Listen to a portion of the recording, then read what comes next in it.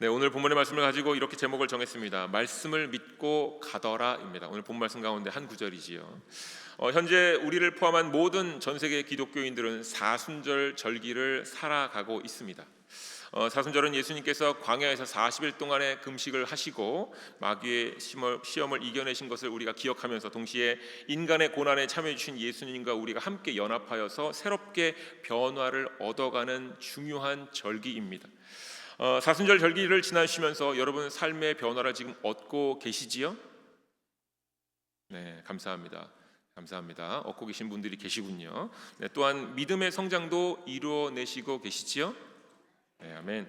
자, 이 귀한 말씀이 육신이 되시고 우리를 위해서 중보하시는 예수 그리스도와 함께 우리가 연합함으로 말미암아 믿음의 장성한 분량에까지 자라나시는 모두가 되시길 주님의 이름으로 간절히 축원드립니다. 아멘. 네, 오늘의 말씀을 함께 나누면서 먼저 중요한 한 가지 사건을 함께 나누고자 합니다. 먼저는 예수님께서 광야에서 40일간 금식을 하신 뒤에 이 기간 동안에 마귀의 사탄 마귀의 시험을 받으셨던 내용을 함께 먼저 나누고자 합니다. 마귀의 첫 번째 시험은 예수님으로 하여금 네가 하나님의 아들이냐? 그렇다면 돌들로 명령하여 떡덩이가 되게 하라라는 것이었습니다. 자, 즉 하나님의 아들이라면 그 능력을 사용하여서 돌을 떡으로 만들어 먹고 너 허기진 배를 채워라 라고 요청한 것입니다. 근데 이때 예수님께서 마귀에게 대답을 하십니다. 마태복음 4장 4절 사람이 떡으로만 살 것이 아니요 하나님의 입으로부터 나오는 모든 말씀으로 살 것이라. 아멘. 자, 예수님께서 이 대화를 통해 보여주신 것은 사람에 대한 이해입니다. 우리가 누구인가에 대한 이해를 알려주신 겁니다. 사람에게 음식이란 참 필요한 요소이지요. 하지만 사람의 사람됨은 하나님과의 대화, 하나님과의 사귐에 뿌리를 두고 있어야 한다라는 것을 우리에게 알려주신 대화 사건의 내용입니다. 생명의 주관자이신 하나님의 말씀을 듣고 따를 때 우리는 사람은 비로소 삶을 살아가는 존재가 된다라는 의미를 알려주신 겁니다. 돌덩이로 떡덩이가 되게 만들라라는 유혹의 핵심은 사람의 힘, 사람의 능력, 사람의 지혜가 사람을 사람 되지 않게 한다라는 것을 알게 하신 예수님의 말씀이자 사건 시험당한 내용입니다.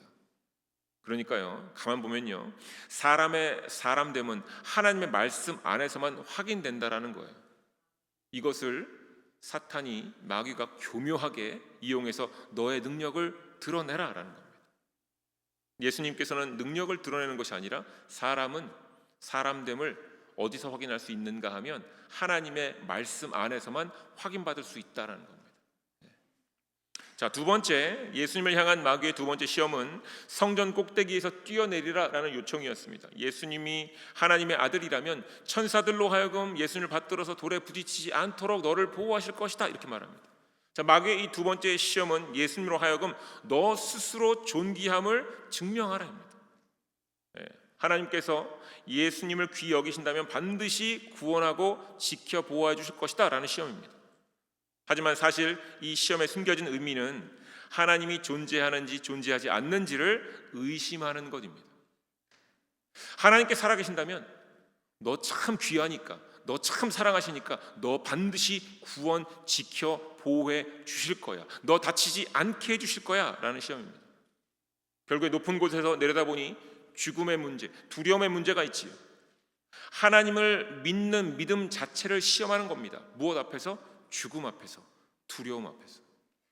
사람의 존귀함을 부추기는 겁니다. 너는 참 소중해, 너는 참 존귀해. 그러니까 너같이 존귀하고 소중한 존재, 하나님의 사랑을 가득 받은 존재는 혹시 죽기야 하겠어? 이런 거예요.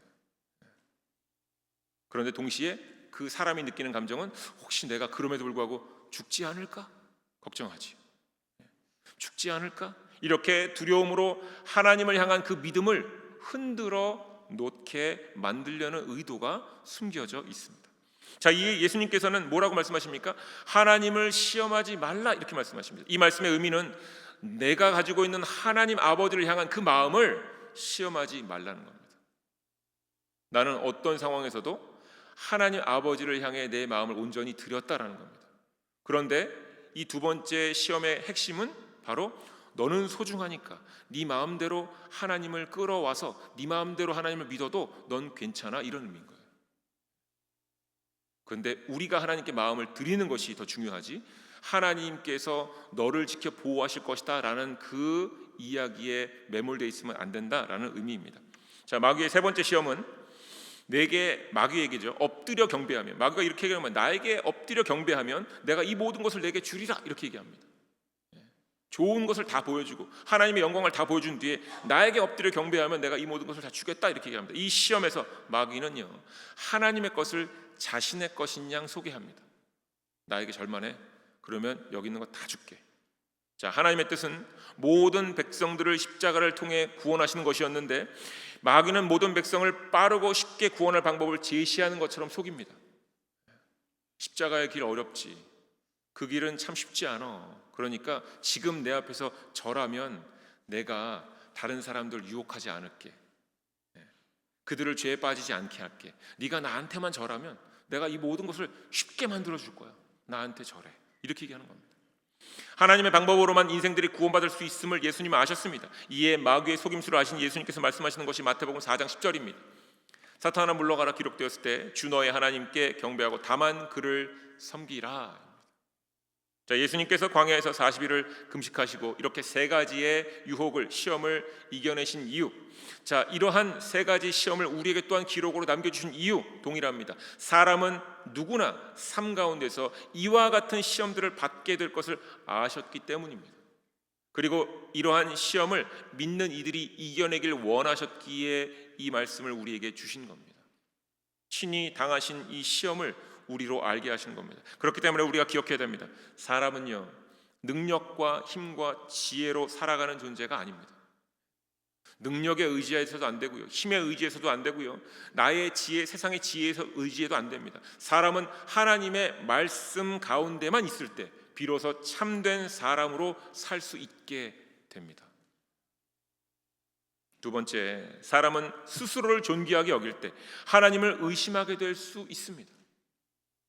하늘에 계신 하나님을 내가 끄집어 내려서 내 삶의 자리로 데려와 모셔와 내 삶을 이해해 달라고, 나는 존귀하니 날 지켜달라고 함과 동시에 하나님을 의심할 수 있게 될 수 있습니다. 스스로가 스스로를 존귀하게 여길 때 하나님 앞에서 교만해질 수 있는 연약한 존재라는 것을 알게 하십니다. 자, 세 번째입니다. 나의 것, 나의 소유에 관심을 갖고 집중할 때, 사탄 마귀가 했던 방법이에요. 내 것이 아닌데, 마귀의 것이 아닌데 내 것인 것처럼 보여주면서 나에게 절하라 라는 것처럼, 우리가 이 세상에 있는 것이 우리의 것이 아닌데 나의 것, 나의 소유에 관심을 갖고 집중할 때 스스로가 하나님께 속한 것임을 잊게 된다는 것. 이때 하나님을 섬김에서 멀어지는 일이 생기고 스스로를 위해, 나 스스로를 위해 쉽고 빠른 세상의 방법을 선택하는 존재로 전락해 버립니다. 빠른 길, 쉬운 길, 숏컷을 찾고 그 길로 나아가려고 합니다. 여러분 잊지 마셔야 됩니다. 우리 스스로의 능력을 믿지 마십시오. 우리 스스로의 지혜도 믿지 마십시오.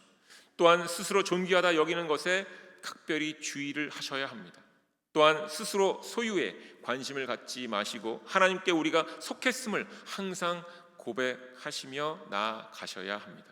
이것이 예수님께서 보여주신 마귀를 이겨내는 방법이자 세상을 이겨내는 방법입니다.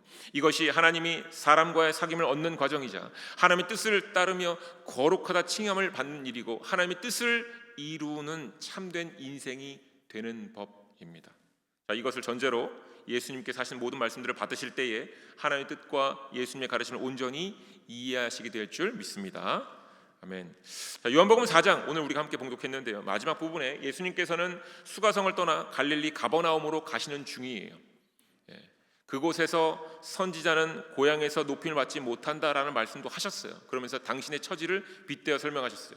그런데 예수님의 고향이 나사렛인데 사마리아 수가성에서 위에 가버나움으로 가는 중간에 나사렛이 있어요. 그러니까 가시면서 그 나사렛을 이렇게 보시면서, 아, 선지자는 고향에서 대접을 받지 못해, 이렇게 얘기를 하신 거예요.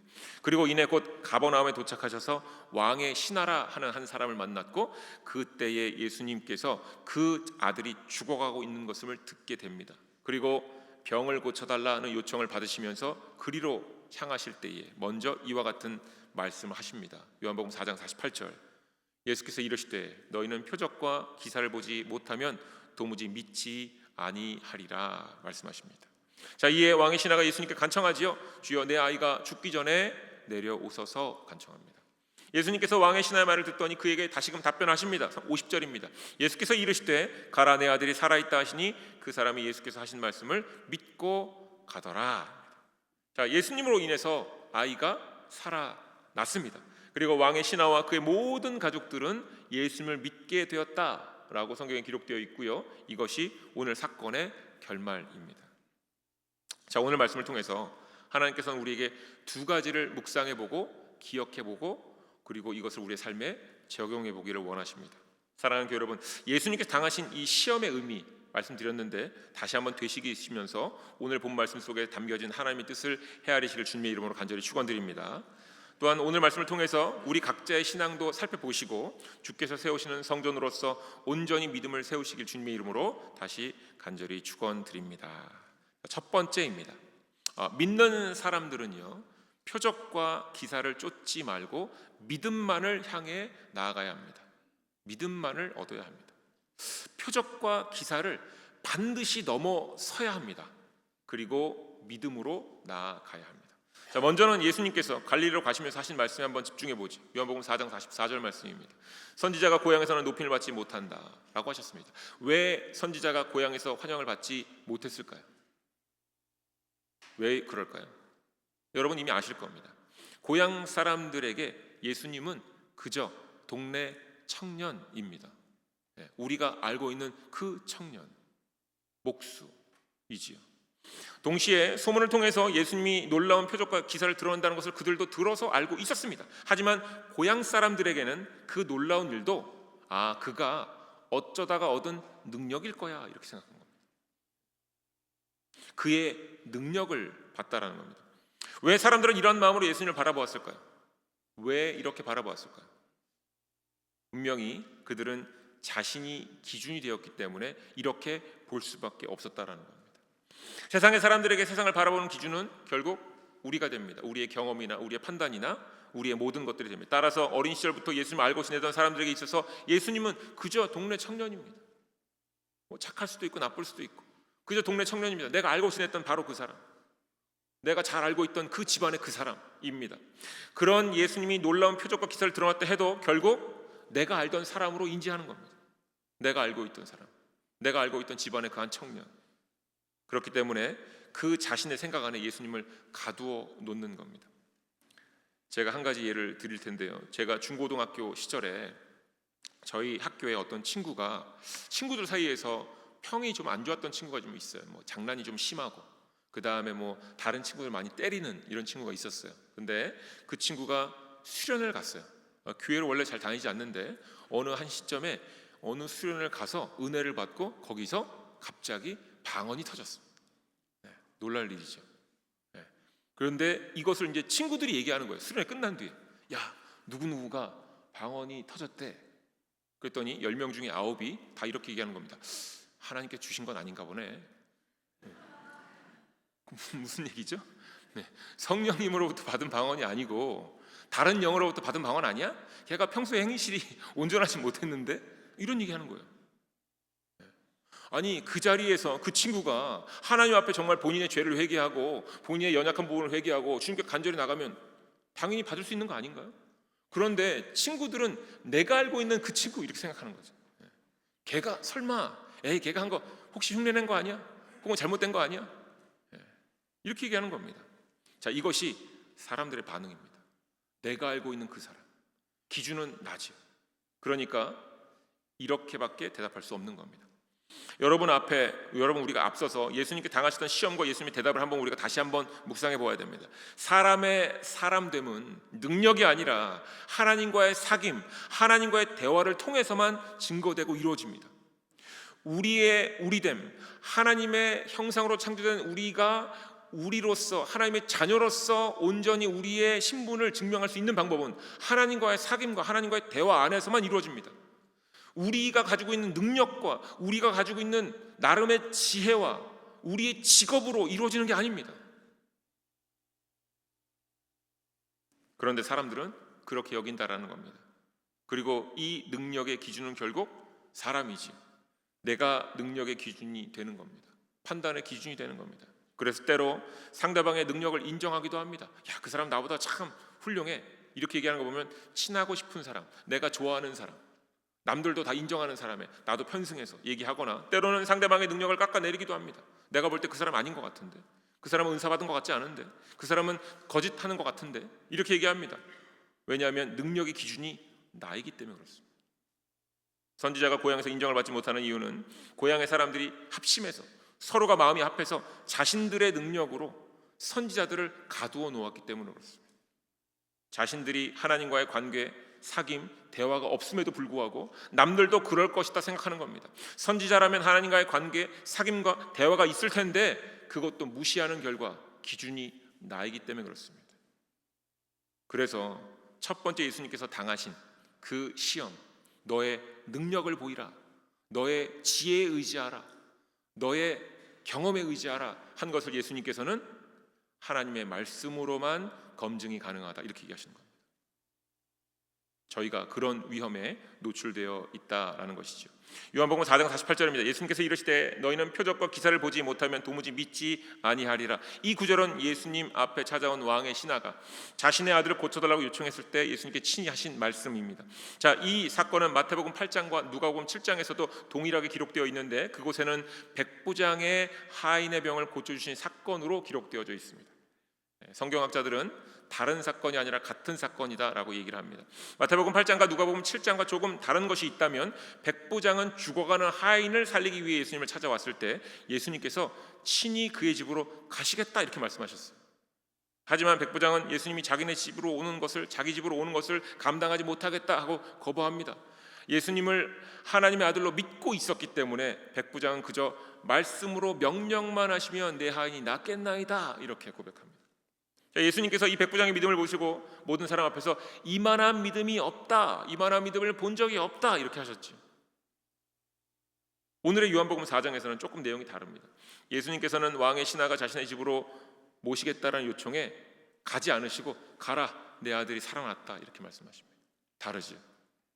이에 그 신하가 예수님께서 하신 말씀을 믿고 본인 혼자만 집으로 갑니다. 내용적으로는 요한복음 4장의 사건과 마태복음 8장이나 누가복음 7장의 사건이 조금 다른 부분이 있긴 하지만 내용의 핵심은 같습니다. 표적과 기사를 넘어서서 믿음이 앞선다라는 내용입니다. 마태복음 8장과 누가복음 7장에 기록된 백부장의 믿음이란 말씀만 하십시오, 말씀대로 될 것입니다입니다. 이것은 자신의 능력이 아니라 예수님을 그저 믿고 의지하는 모습입니다. 백부장도 나름대로 능력이 있는 사람이고요, 리더십과 여러 가지 면에서 사회적으로도 인정을 받은 사람입니다. 그런데 그는 예수님을 그저 있는 그대로 믿는 모습만 보여줍니다. 믿음이란 우리가 잘 알고 있다시피 제가 여러 번 설명드렸는데요, 피스티스라는 헬라어인데 진리에 의해서 설득되어진 상태입니다. 확신에 찬 모습입니다. 이것이 믿음입니다. 자신의 두 손 두 발은 다 든 모습이 바로 믿음입니다. 사람들이 예수님의 표적과 기사를 보았지만 예수님을 믿지는 않았습니다. 그 이유는 그들이 설득되지 않은 상태입니다. 다시 말하면 자신의 판단과 경험을 붙잡고 예수님을 바라보고 있으니 예수님을 평가할 수 있고 예수님께 커멘트할 수 있지만 믿지는 못하는 겁니다. 믿는 사람들이 가장 많이 마주하게 되는 상황이 이와 같은 상황이 아닐까 합니다. 예수님을 믿지 않으면서 내 자신의 판단과 능력을 더 신뢰하고 믿는 상황이 아닐까 합니다.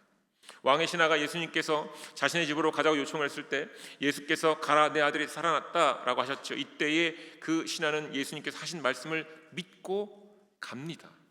마태복음 8장과 누가복음 7장과는 다르지만 마지막 모습은 같습니다. 자신의 판단은 내려놓고, 너무 간절했는데 예수님께서 가 주셔야만 하는데, 가 주셔야만 한다고 믿었으니 거기까지 와서 모시고 가는 중이었는데 예수님께서 내 아들이 살았다, 가라 하시니까 말씀을 믿고 포기하고 본인의 판단과 경험과 본인의 생각은 내려놓고 갑니다. 사람들은 종종 이런 말을 합니다. 나에게도 믿음이 있다 얘기하죠. 주님, 저도 주님을 믿습니다. 저도 하나님을 믿고 예수님을 믿고 성령을 믿습니다. 그런데 나에게는 표적과 기사도 일어나지 않고요. 나의 어려움은 참 해결되지 않습니다. 내가 너무나도 열심히 기도했는데 내 삶의 어려움과 아픔과 이 고통들이 표적과 기사를 통해 해결되지 않고 일어나지도 않습니다. 나도 믿는데, 나도 믿음이 있는 사람인데.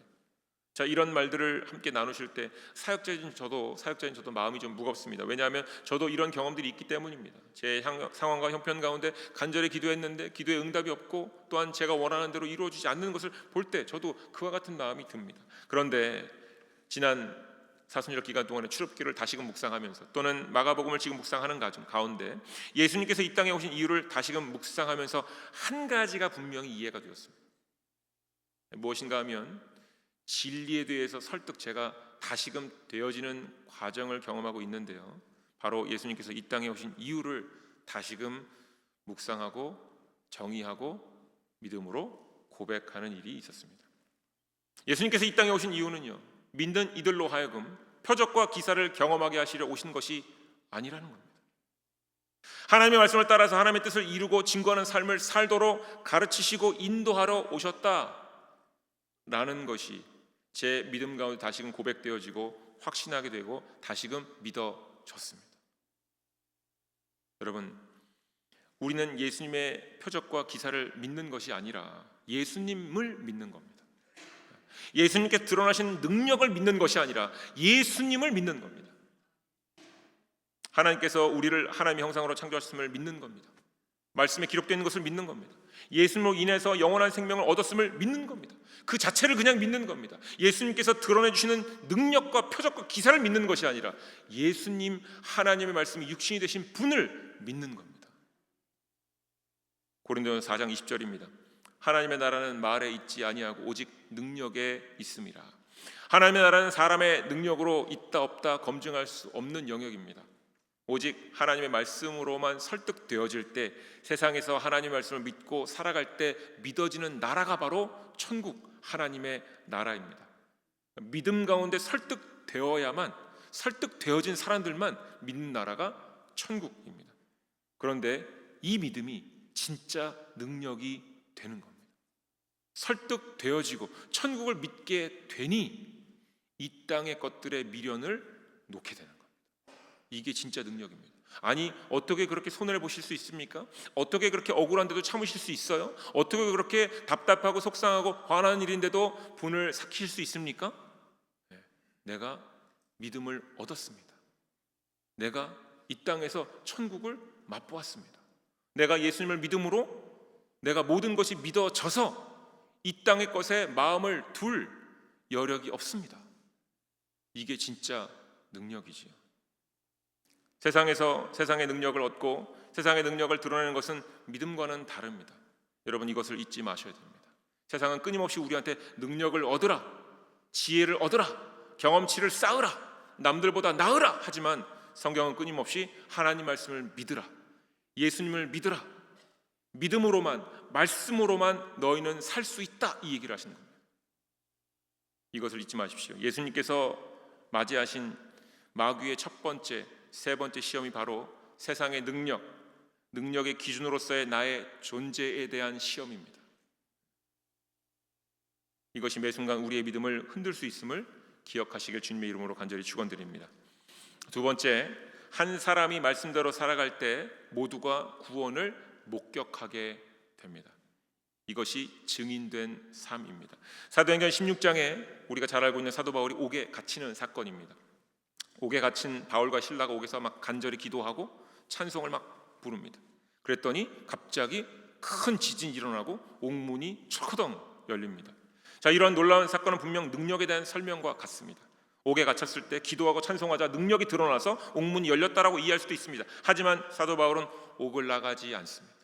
그 자리에 가만히 앉아서 본인이 하는 찬송과 기도를 합니다. 이것이 자신의 기도의 능력이라고 말하지 않습니다. 하나님께서 행하신 일이긴 한데 이 순간 두려움에 사로잡힌 간수가 자살을 하려고 하자 바울은 그를 위로합니다. 땅이 흔들렸지만 옥문은 열렸지만 우리는 여기 그대로 앉아있다라고 이야기해 줍니다. 이때 간수가 오간으로 뛰어들어와 바울에게 묻습니다. 내가 어떻게 하여야 구원을 받으리이까? 이에 사도 바울이 선포합니다. 주 예수를 믿으라. 그리하면 너와 내 집이 구원을 받으리라. 너무 중요한 말씀이지요. 주 예수를 믿으라. 그리하면 옥문이 열리고 지진이 일어날 것이다가 아니라 너와 내 집이 구원을 얻으리라입니다. 바울은 알았어요. 땅이 흔들리고 옥문이 열린 것은 하나님의 능력이시고, 하지만 더 중요한 것은 하나님께서 바울에게 원하시는 것은 능력을 드러내고 자랑하는 것이 아니라 믿음을 증거하는 일이다라는 걸 알았습니다. 우리가 때로 하나님을 믿을 때 능력이 드러나야만 하나님이 증거된다고 여기는데 아니라는 겁니다. 사도 바울은 기도 가운데 찬송 가운데 놀라운 능력이 드러났지만 자신의 능력이 아님을 알았고, 본인이 해야 될 것은 믿음을 증거하는 일이다. 하나님께서 이 땅에 예수님을 보내신 이유는 능력을 드러내려 하심이 아니요, 사람은 하나님 말씀 가운데 살 때에만 믿음을 얻게 되고 구원에 이르게 된다는 것을 바울은 제대로 알고 있었습니다. 만약 하나님께서 예수님을 이 땅에 보내시면서 하나님의 능력을 보여주시는 일이 가장 중요한 일이었다면 계속 능력만 보내주셨으면 됐지, 예수님이 이 땅에 오실 이유는 없었습니다. 왕의 신하가 예수님의 말씀을 따라서 집으로 갑니다. 본인의 가치관, 판단이 있었어요. 내가 예수님을 모시고 가야만 내 아들이 살 거라고 생각했습니다. 그런데 예수님께서 그가 살아났다 가라 하시니까 그 말씀을 듣고 갑니다. 그리고는 아들이 살아난 것을 눈으로 목격합니다. 그리고는 그가 능력을 쫓았습니까? 아니요. 그 모든 식구들이 예수님을 믿기 시작합니다. 병을 고치는 능력을 믿은 것이 아니라 예수님의 말씀을 믿기 시작합니다. 하나님의 말씀을 믿기 시작합니다. 예수님께서 하나님의 아들이심을 믿기 시작했다라는 겁니다. 하나님의 말씀으로 살아가는 것이 사람을 사람 되게 한다라는 것을 그가 믿기 시작한 겁니다.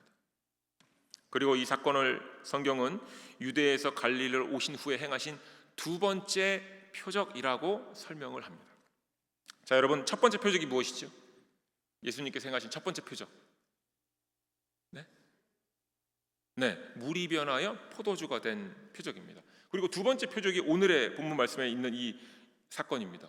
그런데 사실 이 첫 번째와 두 번째 사이에 수많은 일들이 있습니다. 병자들이 고침을 받고요, 귀신도 쫓김을 받고요, 많은 일들이 있었어요. 그런데 이 첫 번째, 두 번째 사이의 내용은 다 빼고 어찌 보면 이 첫 번째, 두 번째만 이야기합니다. 그 이유가 무엇일까요? 그리고 이 첫 번째와 두 번째 이 표적의 차이는 무엇일까요? 성경이 정확하게 보여줍니다. 사람들의 변화입니다. 변화. 사람들의 변화요. 물이 변화에 포도주가 된 변화는 말씀으로 행했을 때 일어난 표적이지요. 그러니까 소수의 몇 명이 그 일을 행하고 함께 보았습니다. 그런데 그거는 외적인 놀라움과 외적인 변화를 시작입니다. 그런데 이 두 번째 표적은 이제 말씀대로 행했을 때 얻게 된 믿음의 삶이 증거되는 표적입니다. 다시 말하면 외적인 변화에서 내적인 변화로 그 내용이 바뀌게 되었다라는 겁니다. 요한복음 4장은 본격적으로 내적인 변화의 시작을 알리는 사건으로 마무리가 되는 것입니다. 하나님 말씀을 알고 말씀을 따라 살게 될 때 사람은 변화를 얻게 됩니다. 그 가운데 믿음이 생겨나고, 그 가운데 구원의 확신이 생겨나고, 그 가운데 믿음의 증인으로 살아가는 삶의 변화가 생겨납니다. 하나님께서는 오늘 우리에게 그 모습을, 그 변화의 모습을 보여주시고자 오늘의 말씀을 나누게 하시는 겁니다. 사랑하는 교회 여러분, 예수님께서 당하신 시험이 무엇입니까? 그 시험이 우리에게도 다가올 텐데 그 시험이 무엇입니까? 맞습니다. 능력을 보여라. 동시에 죽음 앞에서, 두려움 앞에서 하나님을 의심해 보아라입니다. 쉬운 길을 선택해 보아라. 눈에 보이는 쉬운 길을 선택해라. 빠른 길을 선택해라. 그것이 너희에게 이득이 될 것이다 라고 얘기합니다. 다양한 방법으로 우리를 유혹합니다. 이때에 오늘 말씀을 기억하셔야 됩니다. 믿음이란 표적과 기사를 넘어설 때 제대로 믿음을 얻게 됩니다. 우리의 가치 기준이 내려놓아질 때 우리의 믿음이 견고히 세워집니다. 그러므로 믿음은 들음에서 나며 들음은 그리스도의 말씀으로 말미암았느니라 하시는 말씀이 이에 해당이 됩니다. 하나님의 말씀으로 나아갈 때 하나님의 구원의 역사가 우리 삶 가운데 증거될 것이고요, 이로써 우리의 이웃들도 그 증거를 얻게 되는 겁니다. 우리가 예수님을 믿고 그 믿음으로 살아갈 때 우리 주변의 모든 사람들이 그 믿음을 보게 될 것이고 증거를 삼게 되는 것입니다. 이것이 인생을 살아가는 중요한 이유이자 목적임을 잊지 마십시오. 우리는 이 땅에서 능력을 얻으려고, 경험치를 쌓으려고 세상을 살아가는 존재가 아니라 하나님의 말씀으로 살아가는 것을 증명하는 것이 우리의 인생의 목적이자 우리의 사명입니다. 우리는 표적과 기사를 드러내려고 이 땅을 살아가는 사람들이 아니라 하나님의 말씀을 따라서 나아가는 것이 인생임을 증거하고 살아가는 사람들입니다. 사랑하는 교회 여러분, 오늘 말씀을 믿으십시오. 그리고 받으십시오. 그리고 믿음으로 한 걸음 나아가십시오. 여러분은 구원의 증인이 되시어서 여러분 가정, 이웃들 가운데 길 잃은 많은 하나님의 양들, 예수 그리스도의 양들을 인도하는 중요한 빛의 역할을 감당하시게 될 것입니다. 오늘 말씀을 통해서 한 주 하루 승리하시면서 참된 증인으로 살아가시길, 말씀으로 한 걸음 더 나아가시길 주님의 이름으로 간절히 축원드립니다. 기도하겠습니다.